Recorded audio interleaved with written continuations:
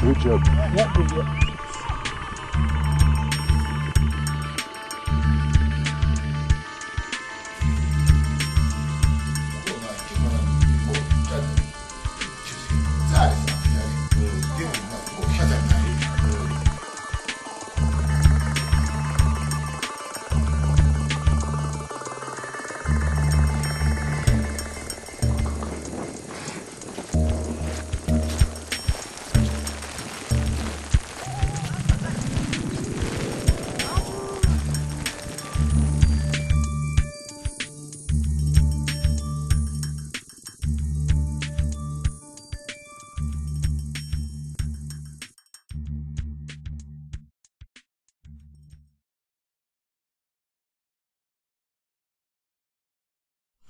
Trong tờ pi cho đi lại tôi nhớ tam bên đi lại chỉ vô pin cả đi là tôi mà vô pin đi lại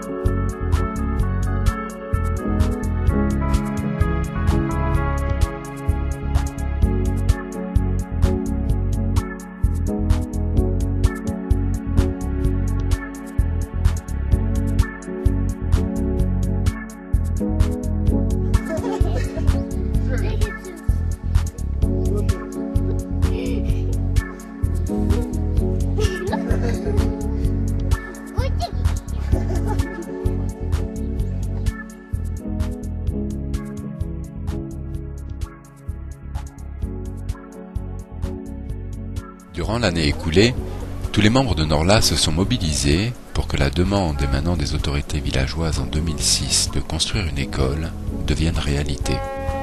Le but de ce séjour est donc bel et bien de lancer la construction de cette école. Par contre, avant de construire, nous devons mieux comprendre.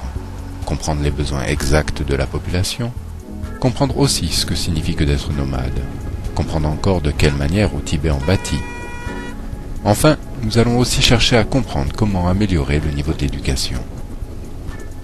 Nous nous efforcerons de comprendre, mais aussi de réunir la population autour du projet pour s'assurer qu'il devienne leur.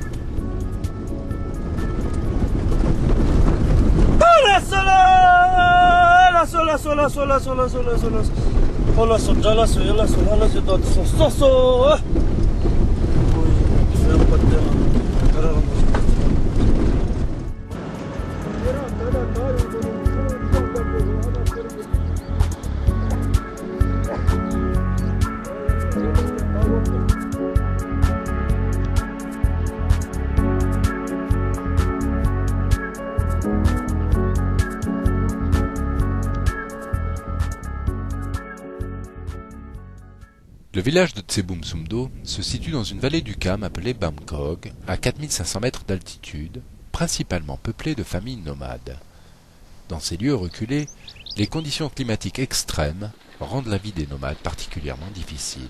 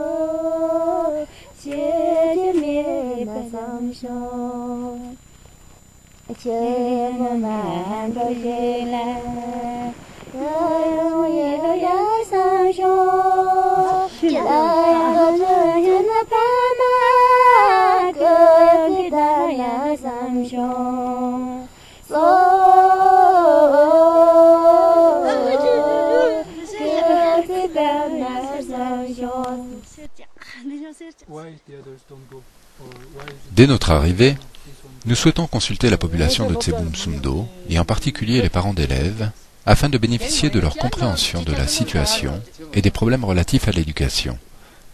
Grâce à leurs témoignages, nous pourrons tenir compte de leur expérience et nous assurer que le projet d'école réponde à leurs attentes, à leur réalité, et nous garantir aussi de leur implication dans l'élaboration du processus éducatif.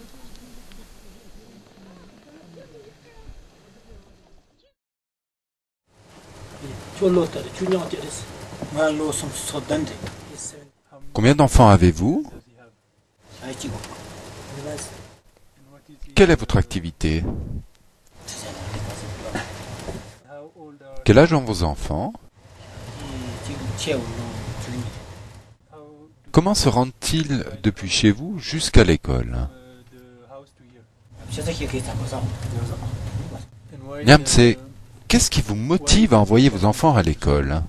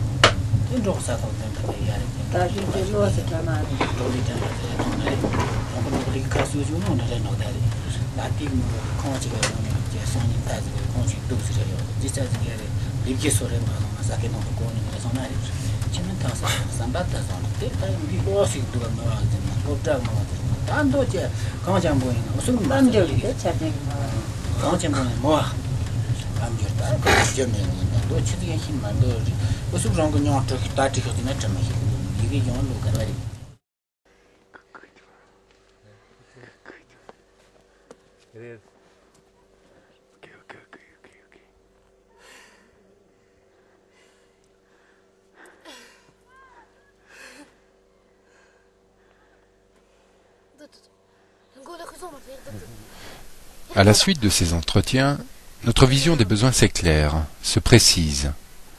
Notre action ne devra plus s'axer uniquement sur la construction d'un bâtiment. Nous devrons également trouver des solutions pour optimiser la fréquentation scolaire. En effet, le besoin le plus souvent articulé par les parents est la construction d'un dortoir pour accueillir les élèves nomades, un réfectoire, quelques studios pour les enseignants et des salles de classe supplémentaires. Il sera également primordial d'intervenir sur la qualité de l'enseignement promulgué, c'est-à-dire le matériel scolaire et les qualifications pédagogiques des enseignants. Avant d'aller plus loin, il devient évident que nous avons besoin de comprendre de l'intérieur les contraintes de la vie nomade. « 7 heures du matin. Le temps se voile, puis se découvre à une vitesse déconcertante. La température vient de dégringoler. Il est grand temps de nous lancer à la rencontre de la vie nomade. La famille de Jamyang, écolière de 11 ans, nous accueille aujourd'hui. La volonté de vivre cette expérience tire son essence de notre connaissance encore trop approximative quant aux conditions de vie, au rythme des journées, au manque, aux besoins, aux loisirs et aux jeux des enfants sous ces grandes tentes sombres fleurissant les pâturages de la région. Qui sont ces enfants? Comment perçoivent-ils l'éducation? Voilà les deux questions principales auxquelles nous allons tenter de fournir un début de réponse.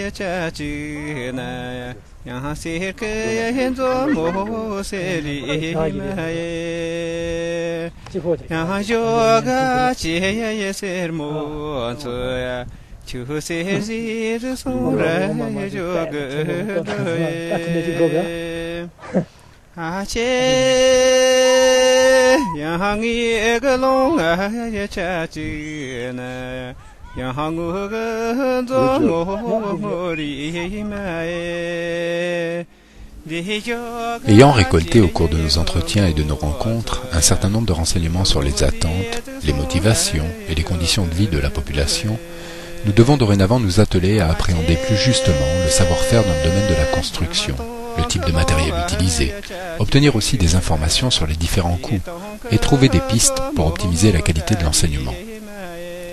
Des centaines de kilomètres de montagnes éreintantes, mais combien précieuses pour la suite du projet, nous conduirons à Kansé pour y visiter une école en construction, puis à Kapchi pour travailler sur les conditions d'enseignement, mais aussi à Serchoul, à l'école de Chouou, et dans une multitude d'autres endroits pour y collecter les informations recherchées.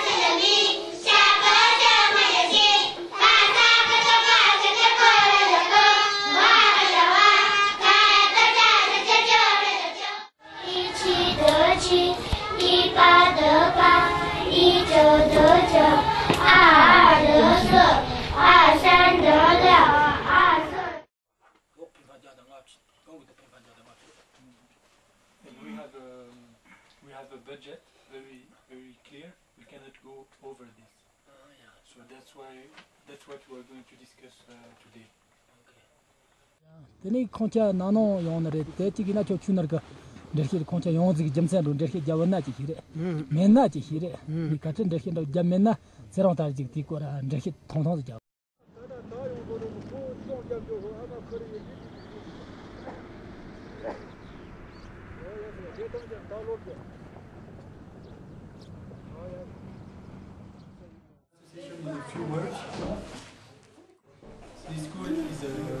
Nous avons parlé avec Namgyel Dorje et le gouvernement a décidé d'aider le projet.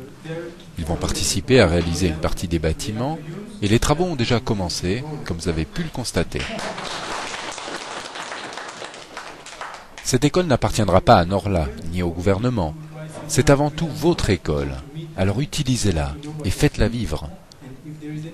Chaque année, lors de notre visite, nous rencontrerons les parents, demanderons leur avis, et s'il y a le moindre problème, n'hésitez pas à nous en parler. Parlez-en à Chudo, à Namgeloje, à Tseringtagie, et de cette manière seulement, l'éducation pourra être améliorée. Avec l'aide des familles, du gouvernement et les élèves étudiants assidûment, je crois vraiment que l'éducation peut s'améliorer pour les enfants du village et de la vallée. C'est pourquoi nous devons continuer à travailler ensemble pour que l'école grandisse et soit bénéfique à tous.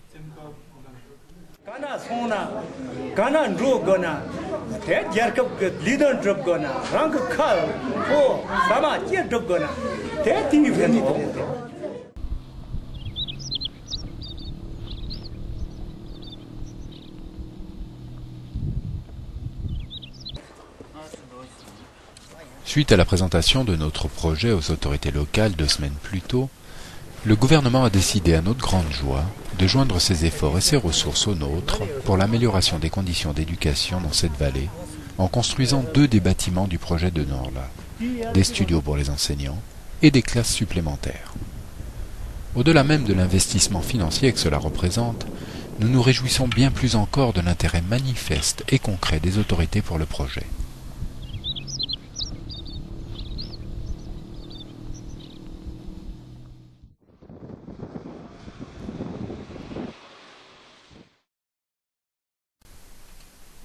Le mode de vie des nomades les expose à de nombreuses maladies, en particulier pulmonaires, hépatiques, articulaires et rénales.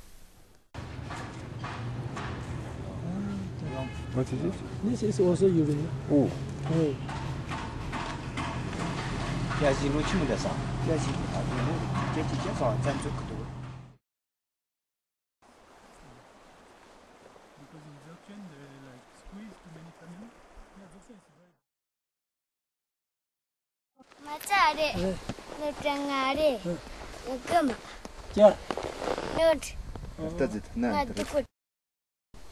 De quoi souffres-tu?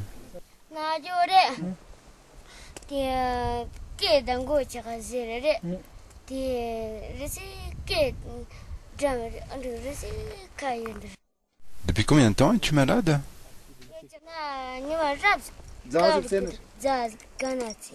Est-ce que les symptômes sont visibles?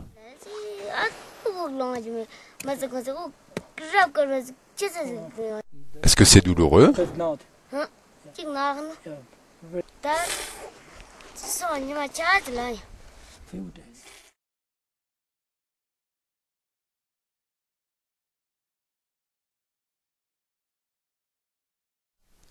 Dû à l'immense distance qui les sépare de l'hôpital de la région, une fois décidés à aller consulter un médecin, leur maladie, même la plus simple, a déjà atteint un stade très avancé, voire fatal. Au problème de la distance s'ajoute celui du coût du transport, celui de la consultation, des médicaments et des absences au foyer du souffrant et de celui qui l'accompagne.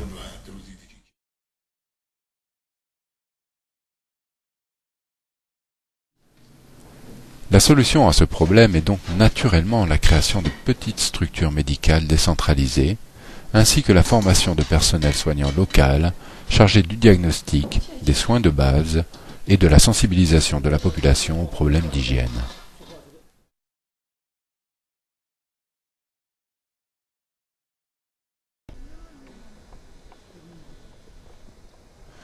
Les problèmes de santé ne peuvent être résolus efficacement sans prendre simultanément en considération la problématique des déchets et de la pollution inhérente à ces derniers. En effet, l'absence totale de ramassage, de tri et de conscience du problème des déchets constitue de graves dangers pour la santé des hommes, des animaux, ainsi que pour l'équilibre écologique.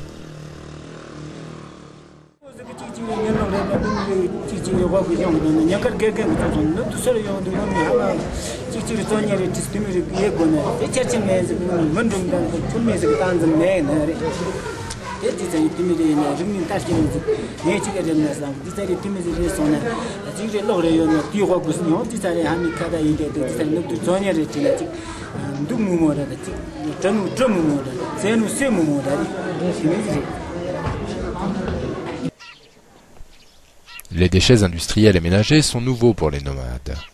Les piles, les métaux, les peintures et autres solvants, le verre et le PET jonchent tristement les prairies, les bords de route et les rivières.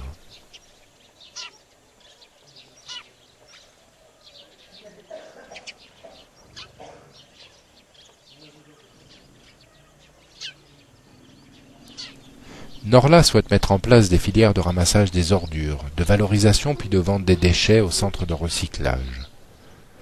Nous souhaitons également établir une stratégie de sensibilisation de la population à cette problématique que l'on pourra ultérieurement appliquer aux vallées avoisinantes.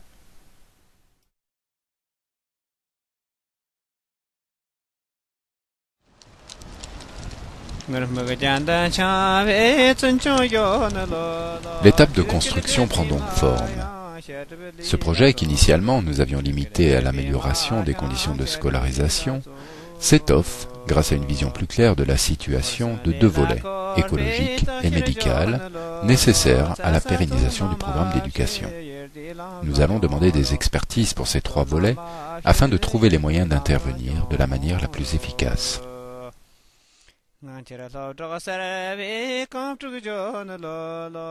Nos objectifs pour 2008 sont donc de trouver des enseignants et de leur fournir l'accès à une formation continue, tout en nous assurant du bon fonctionnement de l'école. Dans le domaine de la santé, nous voulons établir un dispensaire et trouver le personnel médical adéquat. Enfin, concernant l'environnement, il s'agira de continuer à sensibiliser les enfants et le reste de la population aux problèmes des déchets et de la pollution, ainsi que de mettre en place une filière de ramassage, de tri et de transport des ordures.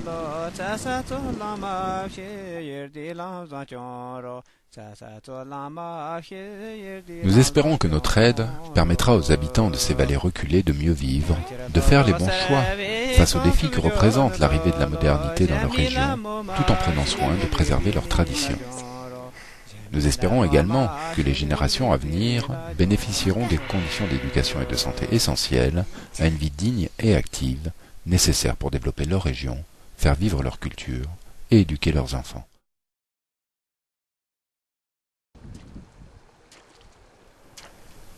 Plus que jamais, votre aide, votre investissement ou votre intérêt nous sont utiles, leur sont précieux.